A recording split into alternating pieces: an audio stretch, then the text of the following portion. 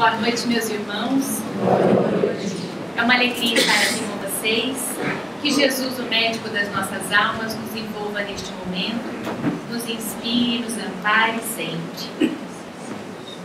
Para a noite de hoje, nós vamos ter aqui o Evangelho de Mateus, que está no capítulo 7, e está no capítulo 25 do Evangelho segundo o Espiritismo, que o tema é buscar e achareis. E o texto que está em Mateus é: pedi e dar-se-vos-á, buscai e achareis, batei e abrir-se-vos-á, porque todo o que pede, recebe, e o que busca, acha, e quem bate, abrir-se-vos-á. Ou qual de vós, porventura, é o homem que, se o filho pedir pão, lhe dará uma pedra? Ou porventura, se lhe pedir um peixe, dará uma serpente?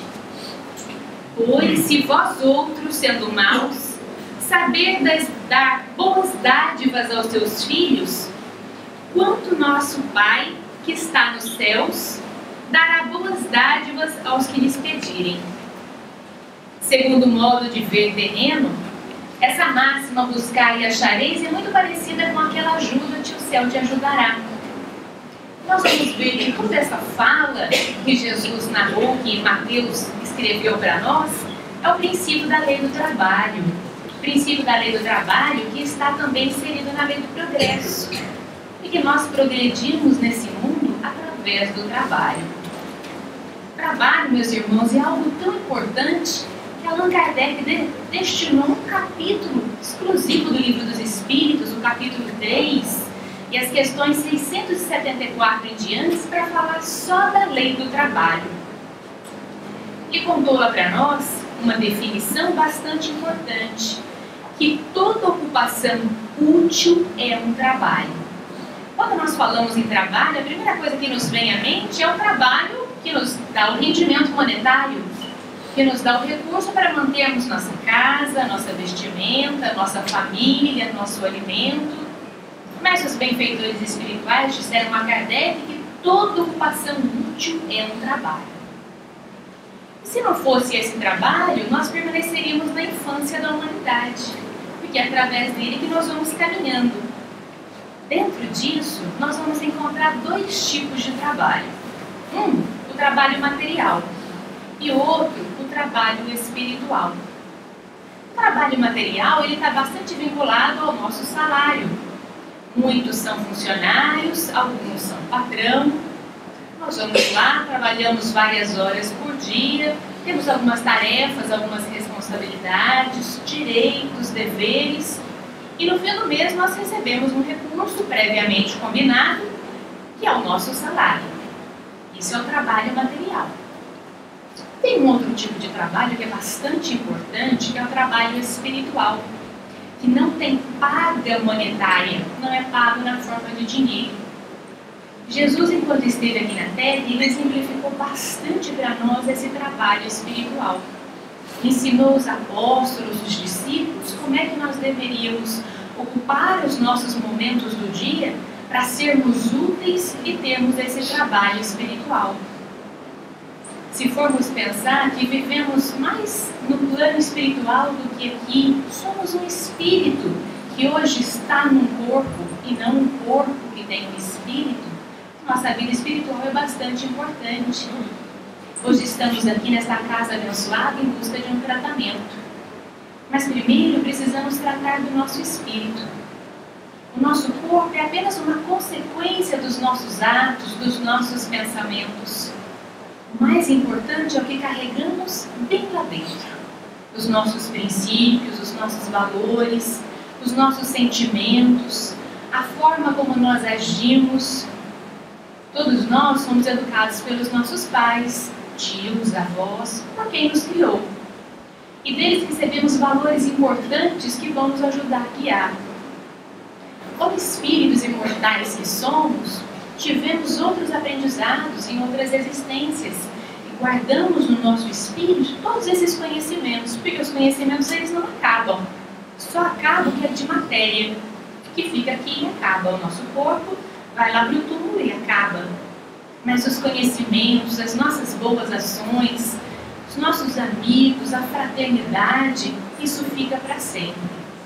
E é isso que nós precisamos exercitar como trabalho útil. Tem uma questão importante lá no Livro dos Espíritos que eu achei por bem trazer para nós. A lei natural impõe aos filhos a obrigação de trabalhar por seus pais? Os Espíritos respondem, certamente. Como os pais devem trabalhar por seus filhos. E é por isso que Deus fez do amor filial e do amor paternal um sentimento natural, a fim de que por essa afeição recíproca, os membros da mesma família fossem levados a se entreajudarem mutuamente, o que é muito frequentemente desconhecido na vossa sociedade atual. O forte deve trabalhar pelo fraco. E aquele que não tem condições de trabalho, ou que não tem uma família que assiste, a sociedade deve assistir aquele irmão. Os Espíritos não dizem que o governo deve assistir. Porque às vezes a gente esquece e larga como se o governo fosse o responsável de acudir todas as nossas necessidades. Nós, primeiramente, temos que estender a mão. Temos que fazer a nossa parte enquanto sociedade, enquanto cidadão. Eu achei interessante ressaltar essa questão do Livro dos Espíritos, porque ele fala da tarefa de pais e filhos na manutenção do sustento da casa, da afetividade, da espiritualidade da casa. Ele fala como um todo, que é dentro do lar que nós temos que exercitar o sentimento maior que nós temos que ter em nós, que é o amor. O amor lava uma multidão de pecados. O amor cura tudo. Cura qualquer doença. A maioria das vezes nós adoecemos o corpo, a mente, a alma por sentimentos ruins, e a cura vem através do amor. Quando nós passamos a nos amar verdadeiramente, aceitar os nossos defeitos, as nossas imperfeições, aquilo que não damos conta de melhorar, aceitar como somos e a partir dali identificar. Eu já aceitei e agora eu vou identificar. Eu sou muito impaciente. Se eu sou impaciente, eu preciso trabalhar a minha paciência. Quando eu fico impaciente, meu estômago dói, eu fico irritado, fico com dor de cabeça. E eu vou lá e vou orar a Deus. Vou pedir para Deus me dar paciência nas minhas preces. A gente muito mais pede do que agradece. E quando a gente pede paciência a Deus, Ele nos dá no dia a dia momentos, oportunidades com outras pessoas para que possamos exercitar a paciência. Só que nós, muito impacientes que somos, não percebemos isso. E naquele momento do teste, da prova, nós passamos. Mas Deus é muito bondoso, muito justo, e nos dá novamente uma oportunidade de exercitar a paciência. Até que com as dores, com o sofrimento, nós nos humildamos. Nos tornamos um pouquinho mais humildes e vemos que nós não somos o dono do mundo. Que Deus é que cuida de nós. E que nós temos muito ainda a aprender. E nesse momento eu consigo ter um pouquinho mais de paciência com aquilo do meu irmão que me incomoda tanto. Me esquecendo que às vezes ele me tolera por coisas que eu faço muito piores do que ele me faz. E que nós fazemos, na maioria das vezes, aquilo que nós temos de melhor. Porque essa é a nossa melhor encarnação. Mas o outro compreende como se fosse algo pessoal. E quando a gente leva para o lado pessoal, a gente começa a criar rusguinhas na nossa alma, mágoa, rancor, ressentimento, e aquilo vai nos adoecendo. Quando não adoece o corpo, adoece a mente, vem doenças da mente, vem tristeza, vem angústia, até que atinge a nossa alma. E quando atinge a nossa alma, o remédio ele fica um pouquinho mais complexo, nós temos que trabalhar de mais formas para que isso melhore. Dentro disso, meus amigos, o progresso nosso, ele não tem como realizar uma única existência. E eu preciso de exercitar o meu trabalho. O trabalho monetário que a gente faz lá no nosso trabalho, tudo bem, a gente já exercita. O trabalho espiritual e o trabalho mais, não difícil, mas é trabalhoso de ser exercitado, é o trabalho da reforma íntima. Esse é o mais trabalhoso. e é o mais necessário que nós façamos. Dentro desse princípio, Jesus nos exemplificou o tempo todo como é que nós temos que agir. Na Bíblia, no Evangelho segundo o Espiritismo, nas leis que quiserem consultar, Jesus nos dá as diretrizes prontas de como nós devemos agir. Ele disse lá para nós: amar a si mesmo como seu semelhante, amar o próximo como seu semelhante. Da mesma forma, se eu me amo e eu quero tudo de bom para mim, eu tenho que querer para o meu semelhante. Ele nos ensinou que nós devemos ser brandos e pacíficos. Por que eu me irrito toda vez que alguém me dá uma fechada no trânsito? Se eu já aprendi que eu tenho que ser brando. Por que toda vez eu perco a paciência e eu estouro com aquelas pessoas que eu mais amo? Com o filho, com o marido, com a esposa. Pessoas que pacientemente estão conosco, nos amando, nos tolerando. E são os que primeiro levam as nossas patadas, a nossa falta de respeito. E são os que mais nos amam, que mais nós amamos. Com eles, o nosso amor tem que ser muito grande. O nosso tratamento tem que ser o melhor possível. Se já é difícil convivermos com alguns no trabalho, imagina anos com uma família. Deus é justo e bom, é um dos atributos dele. Se ele preparou este lar que nós temos hoje, com esta família, com o vínculo de amigos que nós temos, com o trabalho, o ambiente que nós estamos, é porque era o melhor para nós. Era o mais perfeito para o nosso progresso. Nós precisamos conviver com essas pessoas que tanto nos incomodam, que tanto nos amam e tanto nos ensinam. Porque aprendemos assim uns com os outros. A espiritualidade usa do irmão que está próximo para nos ensinar alguma coisa, para falar aquilo que precisamos ouvir. Às vezes numa conversa tão simples com alguém numa fila de banco, na padaria, cai a ficha de algo que precisávamos entender e há tempos não enxergávamos daquela maneira. E com um olhar modificado, sofremos menos. Com um olhar mais amoroso sobre as pessoas, sobre as situações, tudo fica mais fácil. Costumamos dizer que todas as pessoas têm qualidades. Por mais que elas só mostrem as partes ruins, todos têm qualidades. Com alguém a gente só mostra o lado feio, o lado negro, e a gente gostaria de ver um lado melhor, se apegue na qualidade daquela pessoa. Nossa, meu patrão é difícil demais, mas é um excelente pai de família. E é nisso que eu vou me apegar. Porque ser um excelente pai de família é muita coisa. É uma nobreza grande. Dentro desse princípio, nós vamos ver que, frequentemente, Deus envia para nós benfeitores para nos auxiliarem. Nós temos no campo da matéria uma evolução enorme, né? Há 17, 18 anos surgiu a internet. Depois que surgiu a internet, nossa, como cresceu a tecnologia, os conhecimentos, no campo da ciência, da medicina, quantos remédios foram descobertos, o HIV positivo até pouco tempo se matava, hoje não, a pessoa vive com uma qualidade de vida. O câncer, quantas descobertas positivas na área do câncer. Para fora, isso por fora do lado da ciência, aqui dentro.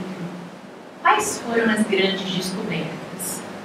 O que nós temos descoberto em nós, nesse momento que nós estamos vivendo? Está doendo? Está sofrendo? O que eu tenho que aprender com isso? O que eu preciso descobrir dentro de mim para tirar essa dor e esse sofrimento? Aprendemos pela dor ou pelo amor? Costuma-se falar dentro das casas espíritas. Porque, infelizmente, nós olhamos muito mais o lado negativo que o positivo. O positivo para nós parece uma coisa comum, corriqueira, mas o mal ainda chama mais atenção. Mais um pouco para frente, com a nossa evolução, isso não vai ser mais assim, vamos aprender pelo amor. Mas já que estamos ainda no momento da dor, vamos aproveitar esse momento para descobrir o porquê. O que eu tenho que fazer, o que eu tenho que modificar em mim para que eu não passe mais por esse sofrimento. Todos nós queremos ser felizes, todos nós queremos estar bem, livre de amarras, de angústias, de dores físicas, de dores morais. Mas só a hora que eu abri a minha janelinha interior e ver lá dentro, cutucar a ferida, e lembrem que cutucar a ferida dói, mas é preciso limpar a ferida com o curativo para ela sarar. Nessa proposta, o espírito Neio Lúcio traz para nós, no livro Jesus no Lar, um caos, como eu diria na minha terra, que conta para nós a receita da felicidade. Alguém aqui quer ser feliz? Quer saber a receita? Neio Lúcio conta uma história que ele chama de a receita da felicidade. E é uma conversa de Tadeu com Jesus na casa de Pedro. Tadeu, ele era um dos comentaristas mais ardentes do Evangelho. Naquela época, eles se reuniam nas casas e conversavam com Jesus sobre as passagens que ele estava ensinando, que nós chamamos de Evangelho hoje. Mas eles comentavam dos feitos que Jesus havia feito no dia. Por que Jesus agiu daquela maneira, como que eles deveriam agir em tal caso. E Tadeu era muito entusiasmado. Naquela reunião, eles estavam falando sobre os dominadores de Roma e contra os rabinos do Sinédrio. Esse era o assunto da noite. Tadeu estava muito revoltado e ele não disfarçava a revolta que ele estava.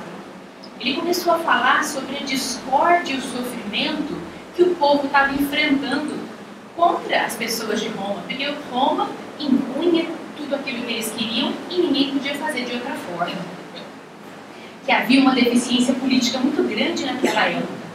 E depois de falar bastante sobre esse assunto, Jesus perguntou: Tadeu, como você interpreta a felicidade? Senhor, a felicidade é a paz de todos. O Cristo olhou para ele significativamente e ponderou: sim, Tadeu, isso não desconheço. Entretanto, gostaria de saber como você se sentiria realmente feliz. Tadeu ficou um pouquinho acanhado, diante daquela pergunta tão pessoal, mas falou: mestre, suponho que seria muito tranquilo se pudesse alcançar a compreensão dos outros. Desejo para esse fim que o próximo não me despreze as intenções nobres e puras. Sei que erro muitas vezes, porque sou humano. Entretanto, ficaria muito contente se aqueles que convivem comigo me reconhecessem o desejo sincero de acertar. Eu respiraria de júbilo se pudesse confiar em meus semelhantes. Se eu recebesse deles a justa consideração que eu acho que eu mereço, em face da elevação do meu ideal. Eu suspiro pelo respeito de todos, para que eu possa trabalhar sem impedimentos. Eu ia ficar muito feliz se a maledicência me esquecesse, se parassem de falar mal dele. Eu vivo esperando que a cordialidade alheia, vivo na expectativa da cordialidade alheia e julgo que o mundo seria um paraíso se as pessoas da estrada comum se tratassem de acordo com o meu anseio honesto de ser atacado pelos demais. A indiferença e a calúnia me doem o coração. Eu creio que o sarcasmo e a suspeita foram organizados pelos espíritos das trevas para tormento das criaturas. Tadeu continuava: a impiedade é um fel quando dirigida contra mim. A dor é um fantasma que se coloca ao meu encontro.